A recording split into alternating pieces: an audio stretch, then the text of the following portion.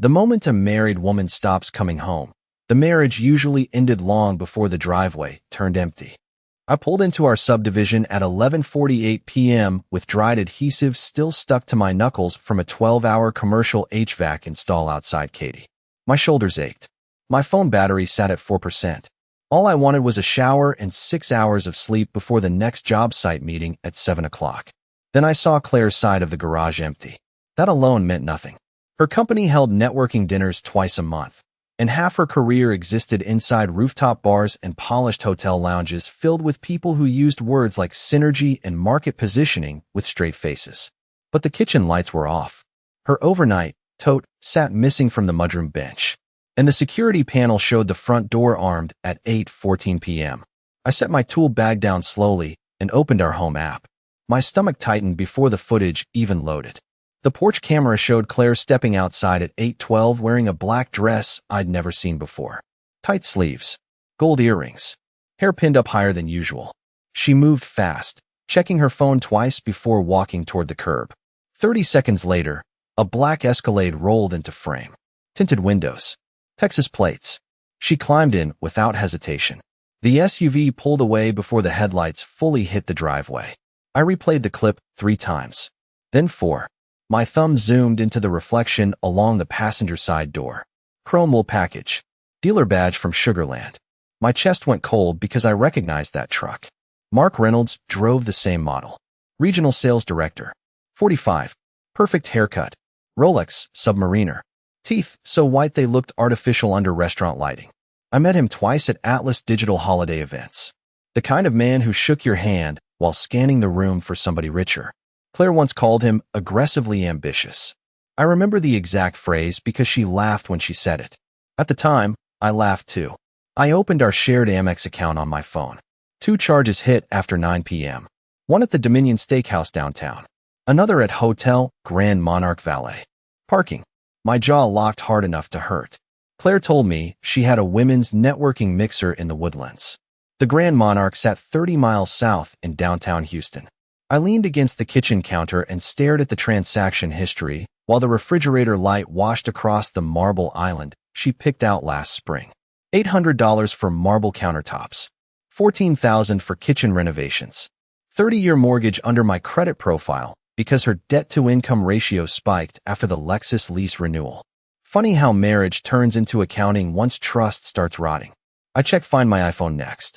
Her location services were disabled. That hit harder than the hotel charge. Claire loved convenience. She tracked grocery deliveries, Starbucks points, Amazon returns, even our thermostat usage. A woman like that never suddenly forgets location settings. She buried them. Deliberately. My phone vibrated at 12:26 a.m. Her text finally arrived. Staying with friends tonight. Phone dying. Don't wait up. I read it once. Then I opened the camera footage again and froze the frame right before she entered the Escalade.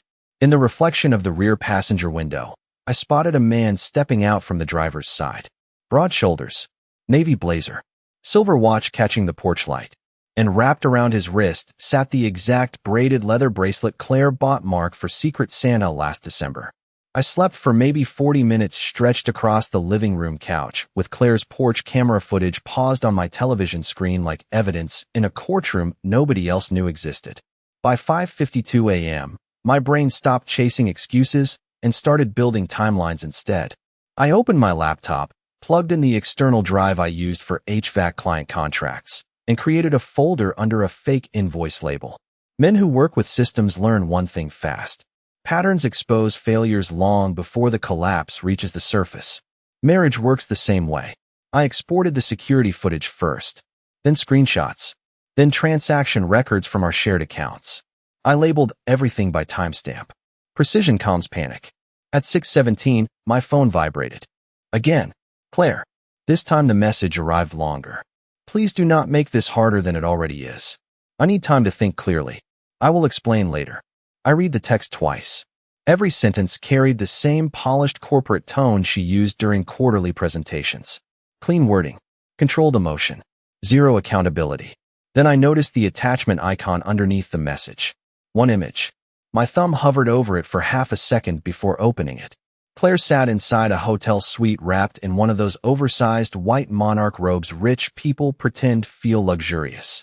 Coffee cup in her hand, bare shoulder visible above the fabric.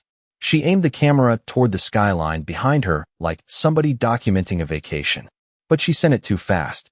Fast enough to miss the reflection in the mirrored wall beside the minibar. A silver Rolex flashed near the edge of the frame. Black dial. Stainless steel band. Submariner. Mark's watch. I zoomed in until the pixels broke apart. Then I saw something worse. On the granite counter behind the champagne bucket sat Claire's wedding ring beside a room key sleeve from the Grand Monarch penthouse level. My chest tightened so hard I felt pressure behind my eyes. 20 years working commercial systems taught me how to isolate leaks before they spread through entire buildings. My marriage suddenly looked exactly like a ruptured pressure line. Tiny warning signs ignored for too long. I opened our cellular account next. Claire upgraded her phone plan 3 months earlier. Unlimited cloud backup. Shared device sync. She thought I never checked the family account because I handled payroll software and retirement contributions while she controlled social calendars and travel bookings. She underestimated the wrong man. Her message log showed hundreds of deleted entries between her number and one registered to Atlas Digital Corporate Operations. Last 4 digits matched Mark Reynolds. Most conversations vanished around midnight. Several lasted past 2 a.m. One outgoing photo transfer hit at 1:13 a.m. every Thursday for 6 straight weeks. Rituals expose affairs faster than emotions do. I downloaded the billing history into PDF, format and forwarded copies to a private Proton Mail account under my middle name. Then another notification popped onto my screen. Chase Bank fraud alert. Large pending transaction. $2,400 charged to our joint visa at Hamilton Executive Residences. Furnished monthly rentals. My stomach dropped lower this time because I recognized the address instantly. 6 miles from Claire's office. I clicked into the merchant details and saw the lease activation date. 11 months earlier. Same week Claire started telling me she needed space to rediscover herself. Then the final piece slid into place. Under emergency contact information for the apartment lease sat one listed name. Ethan Walker. People always imagine betrayal arrives with lipstick on a collar or some dramatic confession across a dinner table. Real betrayal moves quieter. It updates passwords. It studies your routines. It learns your blind spots and builds a second life underneath them. By 7:30 that morning, I sat inside my work truck outside a supply warehouse in Houston pretending to review commercial duct specs while my mind replayed the apartment lease over and over. Claire listed me as the emergency contact because she never expected me to read the paperwork. That detail told me everything about her mindset. She stopped seeing me as a husband months ago. She saw infrastructure instead. Mortgage holder. Insurance provider. Predictable man who repaired things while she slipped between 2 lives. I opened our tax returns from the last 3 years through my accountant portal and started comparing deductions against bank transfers. Claire buried the apartment payments under client hospitality reimbursement, deposits routed through her corporate expense account. Smart move. Most spouses never audit reimbursements line by line. I built industrial airflow systems for hospitals and chemical plants. Precision pays my bills. Tiny inconsistencies jump out at me faster than flashing alarms. I traced 11 separate transfers connected to Hamilton Executive Residences. Then I found furniture purchases. Crate and Barrel. West Elm. Restoration hardware. Thousands of dollars spread across. Nearly a year. She furnished an entire apartment while sitting across from me every night asking what I wanted for dinner. Looking back, the signs lined up perfectly. Claire suddenly started protecting her phone screen like classified government material. She switched gym locations twice in 6 months. She spent 40 minutes getting ready for marketing lunches that lasted 90 minutes total. Last February, she asked whether Texas courts viewed inherited retirement accounts as marital assets. She framed it casually while pouring wine in the kitchen. Emily from work is going through a divorce, she said. At the time, I answered without thinking. Separate accounts usually stay protected if nobody commingles funds.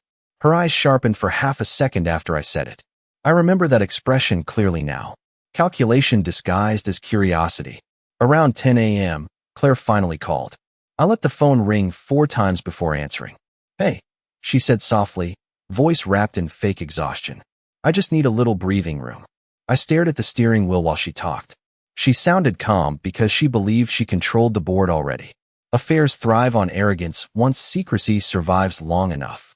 You listed me as emergency contact on your apartment lease, I said evenly.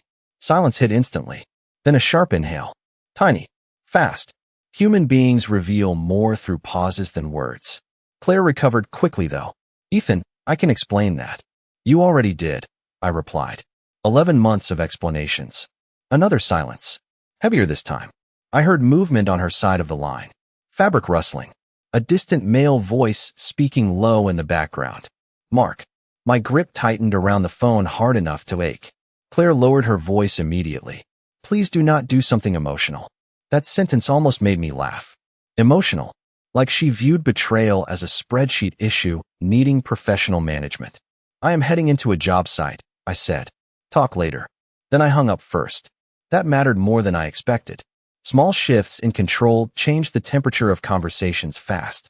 5 minutes later, a new email hit my inbox from Claire's personal account. Subject line, we need to handle this like adults. Attached beneath the message sat a PDF file labeled post-nup_proposal. I opened the PDF inside my truck during lunch break while 2 service techs argued outside over copper tubing inventory. Claire's document carried 6 polished pages drafted by somebody who billed at least $600 an hour. Clean formatting. Precise language. Strategic wording everywhere. She wanted the house sold immediately with profits split 60-40 in her favor due to career advancement sacrifices made during the marriage. That line almost impressed me. Claire framed betrayal like a performance review. She also requested temporary spousal support despite earning $180,000 a year plus bonuses through Atlas Digital. Then came the part that made my jaw tighten. She wanted access to my inherited investment account tied to my father's oil royalties. 3 years earlier, I told her those funds sat protected inside a separate trust established before our marriage. Apparently, she spent months searching for a way around it. The proposal cited commingled marital lifestyle enhancement. Fancy legal language for she enjoyed vacations funded by returns from that account. I leaned back in the driver's seat and stared at the PDF while something cold settled into my chest. Affairs hurt. Calculated exits change a man permanently. Claire and Mark built this long before last night. The apartment. The financial positioning. The post-nup. The fake emotional distance conversations. Every piece connected now. I forwarded the document to my corporate attorney, Daniel Mercer, along with 3 words. Need immediate consult. Daniel replied 12 minutes later. 3 p.m. Bring everything. His office overlooked Buffalo Bayou from the 20th floor of a steel and glass tower filled with men who solved disasters quietly for expensive clients. Daniel wore charcoal suits and spoke in short sentences sharp enough to cut rope. He spent 20 minutes reviewing the apartment lease, transaction records, deleted communication logs, and Claire's proposal without changing expression once. Then he folded his hands. Your wife prepared for conflict, he said calmly. But she prepared emotionally. She left legal fingerprints everywhere. That sentence slowed my heartbeat for the first time all day. Daniel pointed toward the lease paperwork first.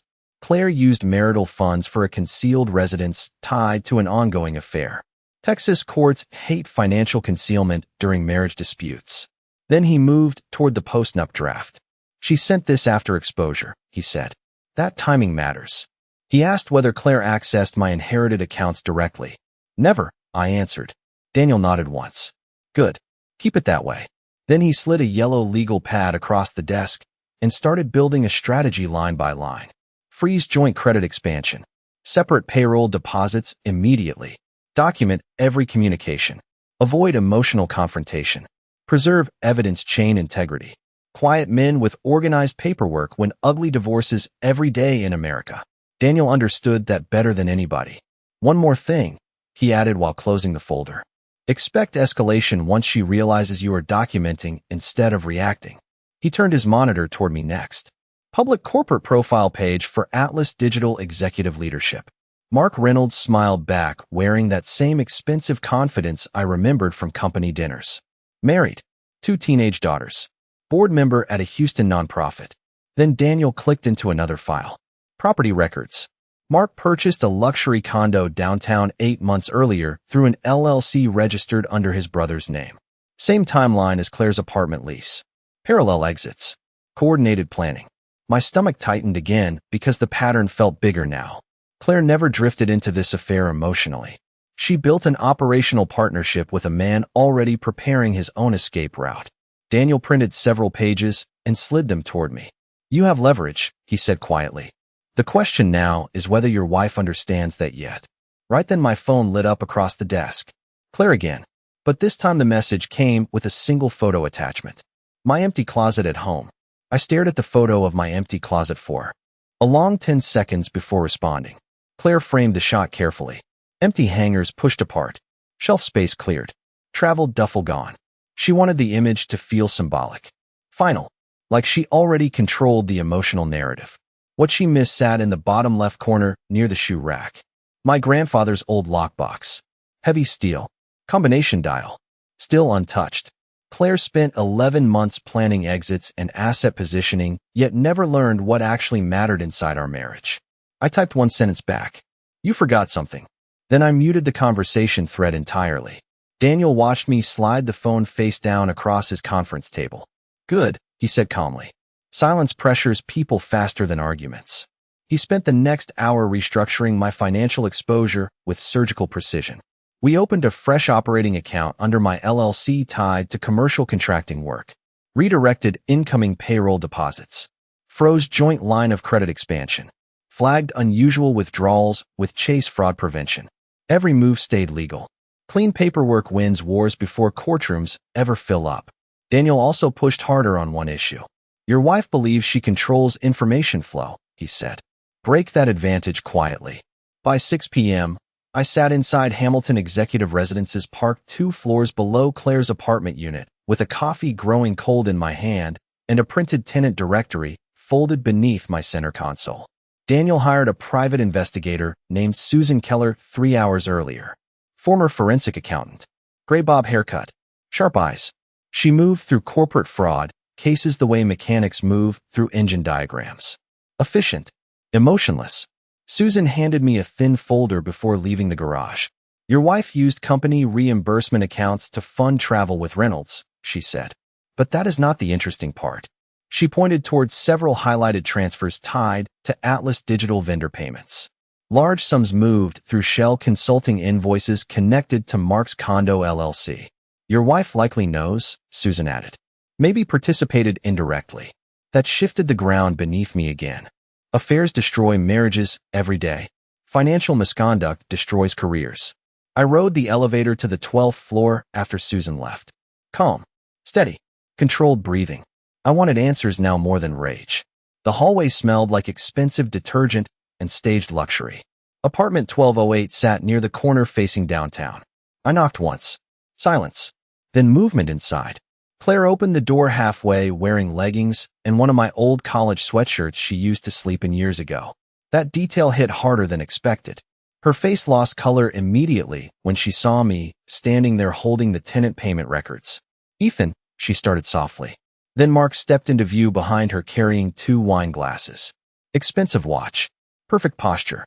Same controlled executive expression from every company dinner. He froze the second our eyes locked. Nobody spoke for 3 full seconds. I looked past them into the apartment. Furniture. Framed artwork. Gray sectional couch. Coffee table books Claire picked out months ago while pretending she wanted to redecorate our living room. This place never served as some impulsive escape. She built a replacement life piece by piece while eating breakfast across from me every morning. Claire folded her arms tightly now. Defensive posture. Strategic thinking behind her eyes. "You should have called first," she said carefully. That sentence told me exactly where her mind still operated. Logistics. Image management. Control. I held up the highlighted vendor transfers. "How much do you know about Mark's consulting invoices?" Mark's expression changed instantly. Tiny shift. Tight jaw. Narrowed eyes. Claire turned toward him slowly like she had just heard a language she barely understood. Mark recovered first. Men like him build careers around recovering fast. He set the wine glasses down carefully on the kitchen island and forced a calm smile that never reached his eyes. "You are misunderstanding a few things," he said in that polished executive tone corporate guys use before layoffs and lawsuits. I kept my attention on Claire instead. Her face shifted through calculations so quickly I could almost hear the gears moving behind her eyes. Confusion, fear, damage control. The vendor transfers hit her harder than the affair exposure. That told me everything. Claire, I said evenly, how much did he tell you about Atlas Digital moving money through shell vendors? Mark stepped forward immediately. That has nothing to do with your marriage. There it was. Panic wrapped inside authority. Claire looked between us now, breathing shallower than before. Mark? She asked quietly. He ignored her and focused on me instead. You should leave. Funny thing about betrayal. Once the emotional shock burns off, people start revealing their actual loyalties in real time. Claire expected heartbreak tonight. Maybe anger. Maybe begging. She prepared for emotional fallout. She never prepared for me walking into that apartment carrying leverage bigger than the affair itself. I pulled the highlighted payment sheets from my folder and laid them across the marble counter one by one.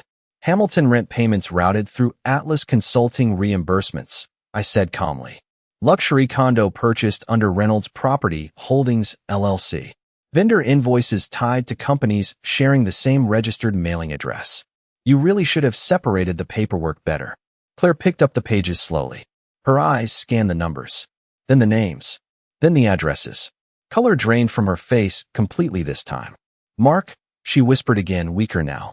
He moved closer instantly. Claire, he is trying to manipulate this situation. Wrong sentence. Wrong timing.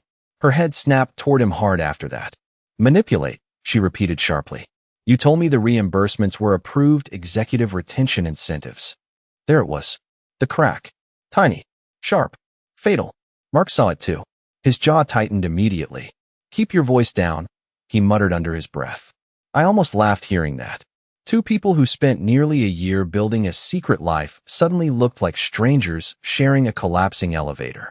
Claire turned toward me next with something close to panic finally surfacing through the corporate polish. Ethan, I swear I never touched company money. Interesting wording again. She skipped the affair entirely. Human beings defend the accusation they fear most. I leaned against the kitchen island and watched both of them carefully. Susan Keller already traced the consulting transfers, I said. Forensic accounting leaves footprints everywhere. Mark's eyes sharpened instantly at Susan's name. That reaction confirmed another suspicion. He knew exactly who she was, which meant this probably was not his first financial cleanup problem. Claire noticed his expression too. The room shifted again. Power changes quietly before people realize it happened. She stepped back from him by maybe 6 inches. Tiny movement. Massive meaning. Mark, she asked carefully now, why would a forensic accountant investigate you? He opened his mouth, closed it, then reached for control again. Because your husband hired somebody to intimidate us. Us. Claire flinched at that word. I saw it clearly. She finally understood the real problem sitting in front of her. Affairs survive fantasy. Financial investigations destroy fantasy fast. Right then my phone buzzed inside my pocket. Daniel Mercer. I answered on speaker without taking my eyes off either of them. Ethan, Daniel said calmly. Atlas Digital Legal Counsel just contacted my office. Their internal compliance division opened an emergency audit 30 minutes ago. Somebody filed an anonymous report this afternoon. Then he paused briefly before adding one final sentence. And your wife's name appears inside the first subpoena request. Claire looked like somebody had pulled the floor out from underneath her in slow motion. Her fingers tightened around the subpoena pages while Mark shifted into pure survival mode beside her. That difference mattered. Claire still reacted emotionally. Mark calculated exits. Men who manipulate systems for a living always protect themselves first. This is insane, Claire whispered, eyes darting between me and the paperwork. Ethan, tell me you did not report this. I kept my expression flat. You already built your version of me, I said calmly. Might as well let him exist. Mark stepped forward again, sharper this time. You are making a massive mistake. There it was again. Threat disguised as professionalism. He stopped talking like a man caught in an affair and started talking like an executive protecting exposure. Atlas Legal will bury this, he continued. You think anonymous complaints scare corporate compliance divisions? They protect leadership. Daniel's voice still echoed in my head from earlier. Expect escalation. Mark moved exactly the way Daniel predicted. Pressure creates patterns. Maybe, I answered evenly. But forensic audits create timelines. Timelines create evidence. Claire turned toward Mark fully after that. You said the vendor structures were approved, she snapped quietly. You told me finance signed off on everything. Mark's jaw flexed hard enough to show through his cheek. Claire, stop talking. Wrong move again. Her eyes widened slightly at the command in his voice. Affairs survive fantasy because people only show edited versions of themselves. Crisis strips editing away fast. I watched Claire reevaluate the man she detonated her marriage for in real time. She finally saw the cold machinery underneath the confidence. How many other women have you done this with? She asked suddenly. That question surprised even me.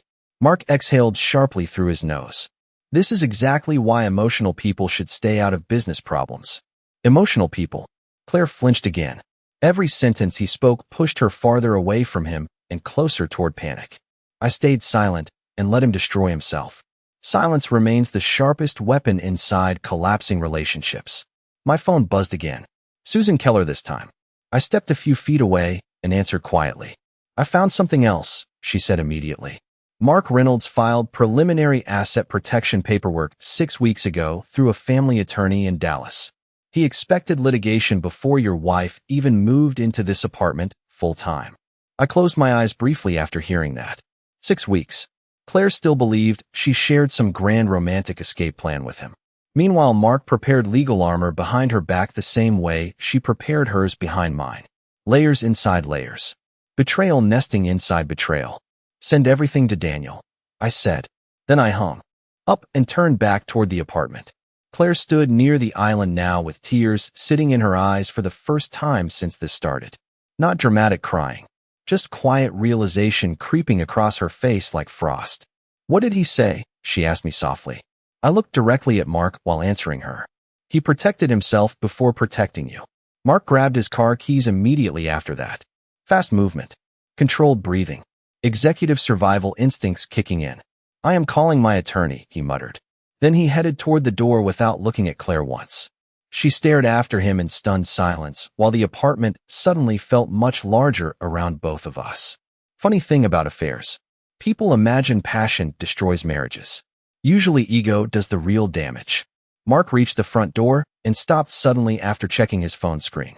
For the first time all night, genuine fear crossed his face. Then he looked directly at me and said 4 words that changed everything again. The federal auditors came early. Mark left the apartment within 30 seconds after that phone call. No goodbye. No reassuring hand on Claire's shoulder. No grand explanation. Just survival instinct firing at full speed. The front door shut behind him and silence filled the room so completely I could hear Claire breathing unevenly beside the kitchen island. Funny how fast fantasy collapses once lawyers and auditors enter the story. Claire stared toward the door for several seconds like she expected him to walk back in and fix everything with one polished speech. He never did. I picked up the subpoena paperwork from the counter and slid it back into my folder carefully. Ethan, she started softly. Her voice sounded smaller now. Less corporate. Less controlled. More human than anything I heard from her in months. I looked at her for a long moment without answering. She wore my old University of Texas sweatshirt, hair loose around her shoulders, eyes red from stress finally breaking through the performance. Looking at her hurt in a strange way because part of me still recognized the woman I married underneath all this wreckage. That part made betrayal feel heavier, not lighter. Did you know? I asked quietly. About the financial stuff. Claire swallowed hard before answering. I knew he moved money around through consulting contracts, she admitted carefully. He said executives at Atlas did it all the time for taxes and retention incentives. She paused briefly before adding the sentence that mattered most. I never thought it was illegal. Illegal. There it was again. Affairs barely registered anymore compared to the scale of panic sitting behind her eyes now. She moved toward the couch slowly and sat down like her legs lost strength halfway through the step. You think I planned this whole thing? She whispered. I leaned against the counter across from her. You leased an apartment behind my back for almost a year.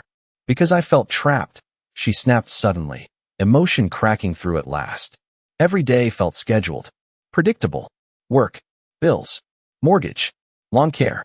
Dinner reservations twice a month. I woke up at 37 years old realizing my whole life already looked finished. That sentence landed harder than I expected. Not because it excused anything, because it sounded honest for the first time all night. I thought back to the last few years. Claire spending longer hours at work. Me taking extra commercial contracts. Conversations shrinking into logistics and calendars. Somewhere along the way, we turned into two adults managing a property together instead of building a marriage. People always think relationships explode in one dramatic moment. Most die inch by inch while both people keep pretending maintenance equals connection. So you picked Mark? I said evenly. Claire laughed once. Bitter. Exhausted. I picked excitement, she admitted. Or at least what looked like excitement. Then she rubbed her forehead slowly and stared toward the apartment windows. Now I realize I walked into somebody else's disaster. Her phone buzzed beside her on the couch. She grabbed it instantly. Read the screen. Froze. I watched the color drain from her face all over again. What? I asked calmly. Claire looked up at me slowly with genuine fear in her eyes now. Atlas just suspended my corporate access, she whispered. Another notification hit immediately after. Then another. Email lockout. Payroll freeze. Internal compliance interview request scheduled for 8 o'clock the next morning. She looked completely untethered suddenly. No control left anywhere. I stayed quiet while she spiraled through the messages because silence forces people to confront reality faster than comfort ever does. Then her phone rang again. Mark Reynolds. Claire stared at his name flashing across the screen for 3 full seconds before answering. I watched her expression change instantly the moment she heard his voice. Fear. Shock. Then betrayal deeper than anything she ever did to me. Finally, she lowered the phone slowly and whispered 6 words that shifted the entire night again. He transferred everything overseas already. Claire sat frozen on the couch holding her phone with both hands like the device itself had turned radioactive.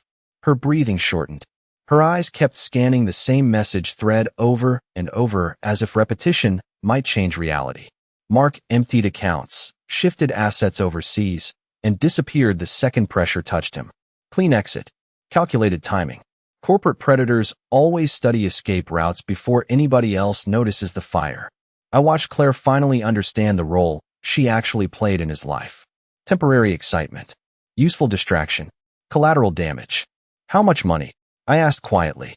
She swallowed hard before answering. Almost everything tied to the condo LLC and consulting accounts. Her voice cracked near the end. Federal auditors froze the domestic accounts 30 minutes later. Timing again. Mark moved before enforcement reached him. That detail told me he expected the investigation much earlier than Claire ever realized. She looked up at me slowly with tears gathering in her eyes now. Real tears this time. Raw. Exhausted. Human. I ruined my life, she whispered. I stayed quiet for several seconds because honest moments deserve silence around them. Then I answered carefully. You started dismantling it long before last night. She lowered her head after that. No argument left. No corporate framing. No polished language about space or rediscovering herself. Just consequences sitting in the middle of a luxury apartment, suddenly stripped of fantasy. I walked toward the windows overlooking downtown Houston and stared out across the towers glowing against the dark sky. Thousands of offices. Thousands of marriages. Thousands of people convincing themselves secret choices stay contained forever. They never do. Pressure always escapes somewhere. That truth built my career. Mechanical systems fail slowly before they fail publicly. Relationships follow the exact same rules. Ignore small fractures long enough, and eventually the whole structure tears itself apart under weight nobody measured correctly. Claire spoke again behind me. Softer now. Did you ever love me after all the overtime? After all the distance? I turned toward her carefully because that question mattered more than anything involving Mark Reynolds or financial audits. Every extra contract I took paid for something I thought protected our future, I answered honestly. The kitchen remodel. Cabo. Your graduate program. The Lexus lease. I kept trying to reinforce the structure while you were already planning another address. She covered her face briefly after hearing that. Looking at her hurt more than I expected because part of me still remembered the 28-year-old woman who danced barefoot in our first apartment kitchen while eating takeout Chinese food from the carton. People never marry strangers. They marry somebody real and then slowly lose them layer by layer until one day the person sitting across the table feels professionally familiar instead of emotionally known. My phone buzzed again near midnight. Daniel Mercer. Federal investigators issued travel restrictions on Reynolds 30 minutes ago, he said calmly. Too late, though. He boarded a private charter from Galveston earlier tonight. I closed my eyes briefly. Mark already vanished beyond reach, while Claire sat stranded inside the wreckage he left behind. One more thing, Daniel added. Atlas Internal Audit cleared your wife from direct fraud participation. Negligence exposure remains possible, but criminal liability looks unlikely. Claire looked at me. Immediately after hearing that, relief flooded her face so fast it almost hurt to watch. Human beings cling to survival even after everything collapses around them. I grabbed my folder from the counter and headed toward the door quietly. Claire stood up fast. Ethan, where are you going? I stopped with my hand on the handle and looked back at her one final time.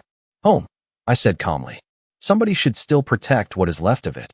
Then I stepped into the hallway and let the door close behind me because the hardest lesson marriage ever taught me came down to one simple truth. Betrayal rarely begins with cheating. It begins the moment somebody starts believing loyalty will always wait for them at home, no matter how recklessly they gamble with it. And as I reached the elevator, my phone lit up one last time with an unknown international number calling from Singapore.